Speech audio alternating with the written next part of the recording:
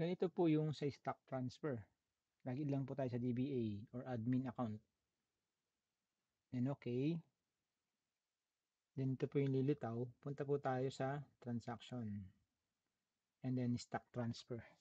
Dito ma'am tayo mag stock transfer. So, ito po yung listing ng mga nagawa. So, i-click po natin yung new button. So, dito ma'am and sir, malalaman natin kung in or out. So, pag in lang po ipipiliin natin. Pag out, transfer tayo sa ibang branch, example branch 1, and then pili tayo ng product. And example, Alpha B. Then save. So, ganun lang po. Kung in naman po siya, pili natin si in from branch 1 naman siya, and insert Alpha B, and then save. Yun.